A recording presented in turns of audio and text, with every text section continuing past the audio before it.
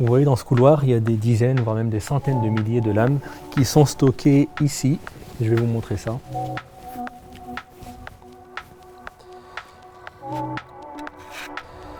Regardez. Et sur chacune de ces lames, c'est un prélèvement d'organes humains qui est figé pour toujours. C'est à partir de ces lames qu'on regarde au microscope pour faire les diagnostics des maladies.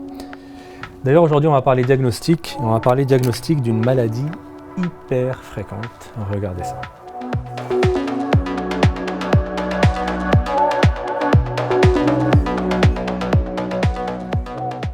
Bonjour à tous, Docteur Isa avec vous. Un jeune de 22 ans était chez lui. Vers 15 h, il commence à avoir mal en bas à droite du ventre. 19 h, la douleur n'a pas cédé et devient de plus en plus importante. 20 h, il consulte alors aux urgences. Là, un médecin l'examine et en appuyant sur la partie basse et droite du ventre, bam, la douleur se réveille instantanément.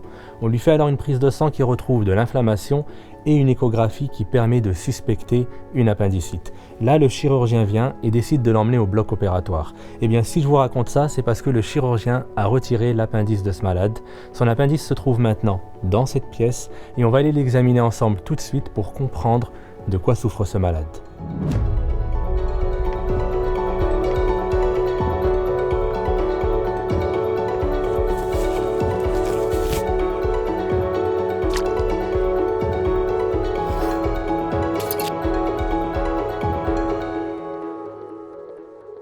Voici donc l'appendice de ce jeune homme qui a été retiré il y a quelques heures et fixé dans du formol. Mais déjà, l'appendice, c'est quoi? C'est ce petit organe qui correspond finalement à une sorte d'excroissance du gros intestin. C'est un petit tube fermé au bout et rattaché tout en bas de la partie inférieure du côlon droit. Regardez, ça a vraiment la forme d'un petit tube. Là, il mesure 6 cm et sa longueur est en fait variable. Il peut mesurer jusqu'à 20 cm. Par contre, en général, l'épaisseur ne dépasse pas 5 mm. Ici, c'est plus, ce qui est déjà signe qu'il se passe quelque chose d'anormal. Ensuite, regardez, l'appendice est entouré d'une très fine membrane qui est le péritoine. Vous vous rappelez, c'est cette membrane qui entoure tout le tube digestif. Vous savez que l'appendice est un organe qui reste très mystérieux et la communauté scientifique a longtemps considéré que cet organe ne servait à rien. Mais en réalité, c'est surtout que personne ne connaît le rôle exact que joue ce petit organe. Il jouerait sûrement un rôle immunitaire et vous comprendrez pourquoi quand on le regardera tout à l'heure sous le microscope. Il se peut aussi que ce soit une niche de bonnes bactéries pour le tube digestif et il servirait peut-être à repeupler le côlon de ces bonnes bactéries après des épisodes de diarrhée par exemple. Allez, maintenant, on va inspecter cet appendice à la recherche de lésions qui expliquent la douleur qu'avait le malade. Donc là, cette partie, c'est là où le chirurgien a coupé pour retirer l'appendice. C'est cette partie-là qui était rattachée au côlon. Si je regarde cet appendice, premièrement, ce qui est anormal, c'est que son diamètre est augmenté. Et si on regarde à la surface, au niveau du péritoine, eh bien, on peut voir que les vaisseaux sont dilatés.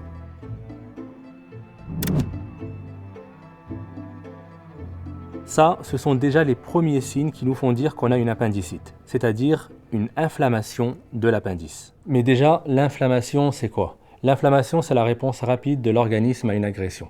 Imaginez-vous qu'un endroit bien précis de l'organisme soit agressé, par exemple par un microbe, un traumatisme, un corps étranger, enfin peu importe. Eh bien, à cet endroit bien précis, il va y avoir une réaction qui se met en place très rapidement. Une réaction que l'on dit inflammatoire. Une réaction qui normalement est bénéfique pour se débarrasser de ce qui nous agresse, mais une réaction qui parfois peut être délétère, notamment en causant trop de dégâts à l'endroit où elle survient. Ça, vous le saviez peut-être, mais est-ce que vous savez ce qui se passe vraiment dans l'organe qui est inflammatoire? Eh bien, on peut le comprendre grâce à l'examen des organes à l'œil nu, mais aussi au microscope. L'inflammation, c'est en fait une réaction qui fait intervenir plein de cellules et de molécules dans les tissus et qui se déroule par étapes de manière très coordonnée. Cette réaction va faire venir à l'endroit de l'agression des cellules immunitaires de défense que l'on verra tout à l'heure au microscope, mais également de nombreuses protéines pour tenter de nous protéger de cette agression. Ces cellules et protéines arrivent par les vaisseaux sanguins qui deviennent alors plus volumineux et ça on l'a très bien vu tout à l'heure sur l'appendice inflammé. C'est cette dilatation des vaisseaux qui contiennent beaucoup de sang qui fait que l'endroit de l'inflammation apparaît souvent rouge.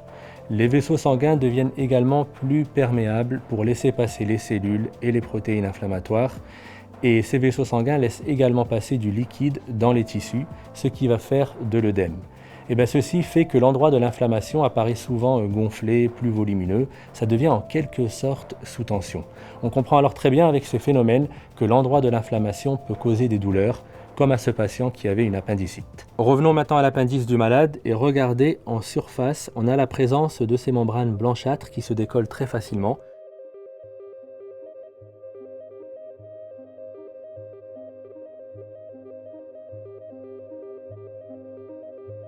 Vous vous rappelez, je vous en avais parlé dans une autre vidéo, et bien ça marque qu'il y a vraiment une inflammation importante de l'appendice qui est arrivée jusqu'au péritoine. C'est donc un début de péritonite. Maintenant, le moment que vous attendez tous, on va aller regarder ce qui se passe à l'intérieur de cet appendice. Alors pour examiner entièrement l'appendice, là je fais des tranches sur toute la longueur, et c'est tout ça que je vais prélever ensuite pour l'examen microscopique. L'appendice, regardez au centre, c'est une cavité, on appelle ça la lumière. Et à ce niveau, parfois on peut retrouver des amas de matière fécale devenus très durs, connus sous le nom de stercolite. Alors là, j'en vois pas. Il faut savoir aussi que ces stercolites, ils peuvent complètement boucher l'appendice et être responsables de l'appendicite. Ça peut aussi exceptionnellement être des parasites qui viennent boucher l'appendice et provoquer l'appendicite, mais ça c'est quelque chose qui est hyper rare. Et moi j'en ai encore jamais vu dans ma carrière, peut-être qu'après 10-15 ans, j'en verrai enfin. Ensuite, l'appendice est entouré de muscles, c'est ce que vous voyez là qui apparaît blanc. Et cette couche-là, on l'appelle la musculeuse. Maintenant, la partie la plus externe, regardez, là, c'est le péritoine. Normalement, c'est hyper fin, mais là, on voit qu'il y a des membranes blanchâtres dessus. Et comme je vous l'ai déjà expliqué plusieurs fois, ces membranes, c'est un signe d'inflammation du péritoine, c'est un signe donc de péritonite. On va ensuite bien examiner la pointe de l'appendice, parce qu'à ce niveau-là, on retrouve de façon très rare de petites tumeurs, mais heureusement, ça reste exceptionnel. C'est environ 0,5% des appendices retirés. Ici, il n'y a pas de tumeur à l'œil nu, mais là, on est arrivé à la limite de ce qu'on peut décrire à l'œil nu, à l'examen macroscopique. Et maintenant, place à la microscopie. Les prélèvements de l'appendice que j'ai fait se trouvent ici, sur cette lame, et là, on va les regarder au microscope. Vous allez voir, on va rentrer dans la partie là, la plus intéressante. Ça va être une véritable enquête diagnostique. D'ailleurs, vous vous rappelez ce que je vous avais dit dans la vidéo d'avant. Il y a toujours ce côté un peu détective de se dire, je vais trouver, vous pouvez même m'appeler peut-être pas docteur Isa, mais plutôt inspecteur Isa. Alors un truc hyper important, il faut savoir que quand on regarde au microscope, on ne se lance pas comme ça, juste regarder pour regarder, on ne fait pas de la contemplation. On doit savoir ce qu'on cherche et on doit savoir à quel piège on va être éventuellement confronté pour ne pas se tromper. C'est pour ça que je vous dis que c'est une véritable enquête. Et c'est pour ça qu'il faut déjà connaître l'histoire du malade. Là, c'est quelqu'un qui présentait des signes typiques d'appendicite. Il faut connaître aussi l'aspect macroscopique de l'organe, ça on l'a vu ensemble, et c'était des signes macroscopiques typiques d'une appendicite avec un appendice qui était augmenté de volume, des vaisseaux qui étaient dilatés en surface, et la présence des fausses membranes qui signaient déjà un début de péritonite. Et enfin, il faut connaître les pièges, par exemple ne pas passer à côté d'une tumeur, même si on n'en a pas vu tout à l'heure à l'œil nu, ça arrive parfois de retrouver des tumeurs au microscope. Allez maintenant, concentration optimale, que l'enquête commence.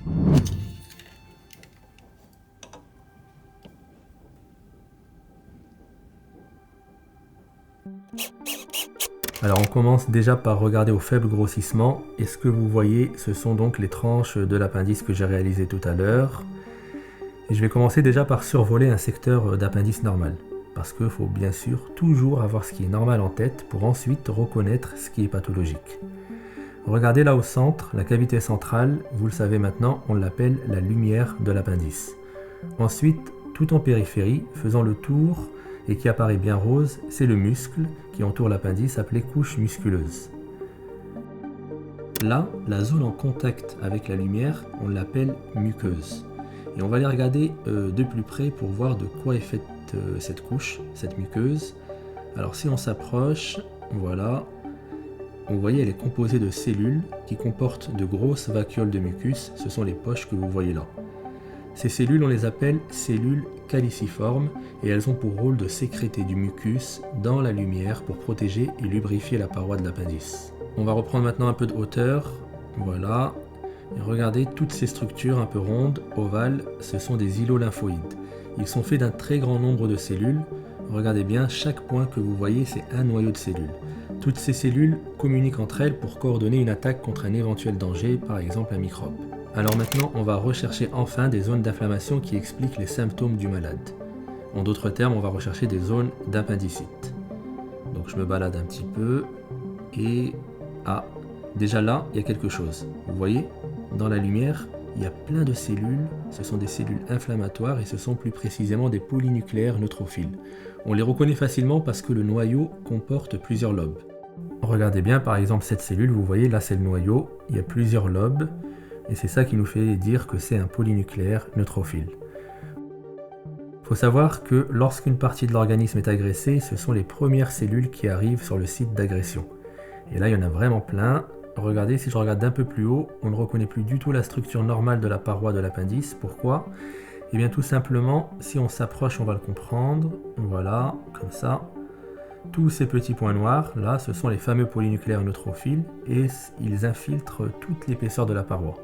Ils ont même atteint la couche musculaire, regardez ici. Ah, regardez ça. Vous voyez? C'est une petite structure nerveuse et on voit qu'elle est entourée d'inflammation. Et bien ça, c'est ce qui peut expliquer les douleurs d'appendicite. Maintenant, on arrive en surface au niveau du péritoine et là aussi, il y a des polynucléaires neutrophiles. Regardez, vous voyez tous ces polynucléaires qui baignent dans cette sorte de substance un peu rose qu'est de la fibrine.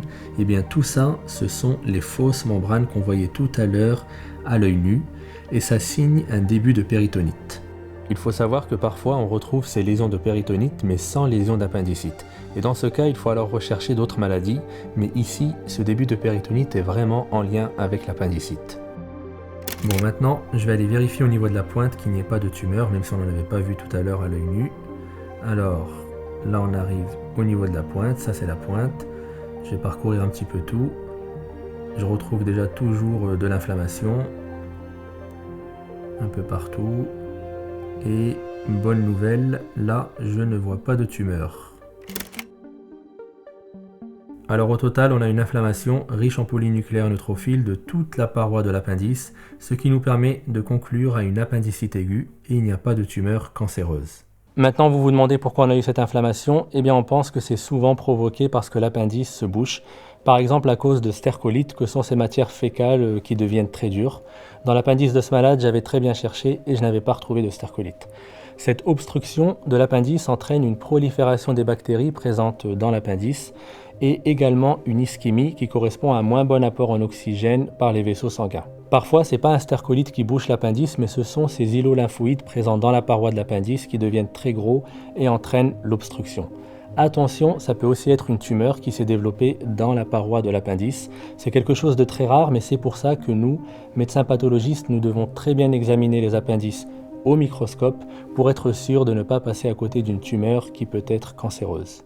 Voilà, nous avons compris ensemble pourquoi ce jeune homme a eu mal au ventre et on a prouvé, grâce à l'examen minutieux au microscope, qu'il avait bien eu une appendicite. Le radiologue avait vu juste et le chirurgien a vraiment bien fait de l'opérer. Maintenant, grâce au traitement chirurgical, ce jeune homme est guéri et va très bien. L'appendicite, c'est une maladie très fréquente et je pense que beaucoup d'entre vous l'ont eu. D'ailleurs, dites-nous en commentaire si c'est le cas et dites-nous quels ont été exactement vos symptômes. Si on laisse évoluer, ça peut se compliquer et devenir potentiellement mortel. La complication redoutée de l'appendicite et qui est imprévisible, c'est ce qu'on appelle la péritonite généralisée, qui correspond à la diffusion de l'infection à tout l'abdomen. Et vous voyez, regardez ce qui se passe sous le microscope dans l'organisme permet de vraiment comprendre les maladies. Mais gardez toujours en tête que le corps, c'est quelque chose d'extrêmement complexe. Savoir le lire et le comprendre, ça prend du temps. Souvent on y arrive, mais parfois on n'y arrive pas. C'était Dr Isa avec vous. À très bientôt.